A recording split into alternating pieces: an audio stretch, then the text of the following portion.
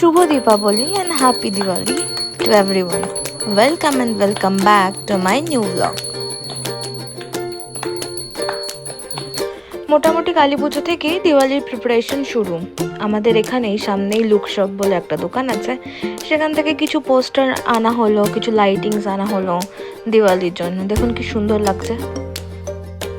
এখানে কুইন্স টাউনে যতগুলো ইন্ডিয়ান ফ্যামিলি আছে বেশ সুন্দর করে তারা সাজায় নিজের বাড়িকে, সামনে উঠোনটাকে। আমাদের বাঙালিতে আমরা কালী পুজোটাকে বেশি প্রায়োরিটি দিতাম, প্লাস দিওয়ালিও সেলিব্রেট করতাম।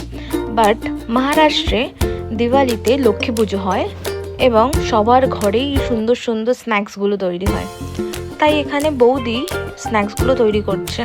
আর আমার শ্বশুর বাড়ির ওখানে প্রচুর তৈরি হয়, আর সাথে সবাই প্রত্যেকের বাড়িতে বাড়িতে অল্প অল্প করে এরকম দেয়।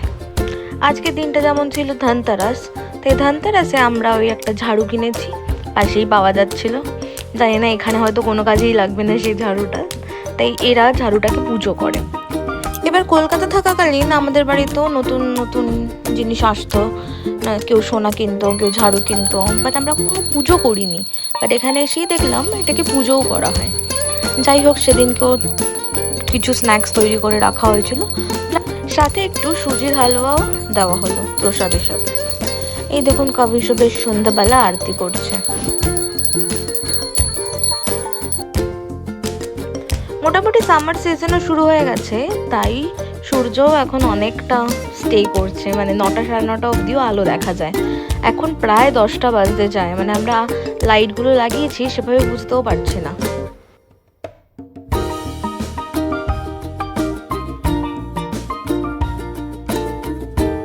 আর এদিকে ভাবি একের পর এক দিওয়ালির স্ন্যাক্স তৈরি করে যাচ্ছে। তার মধ্যে আরো বেশি বেশি করে বানাচ্ছে, কারণ বিয়ের পর এটা আমার ফার্স্ট দিওয়ালি।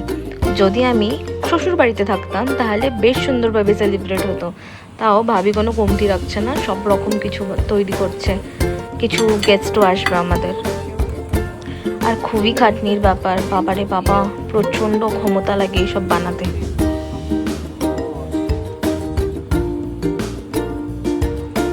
আবার এখানে তৈরি হচ্ছে বেসনের লাড্ডু।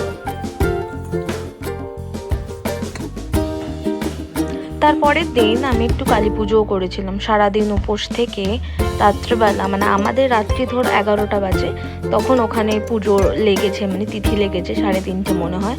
তো আমি একটু খিচুড়ি, একটু আলুর দম, ফল, পায়েস দিয়ে কালী পুজোর উপোস ভেঙেছি।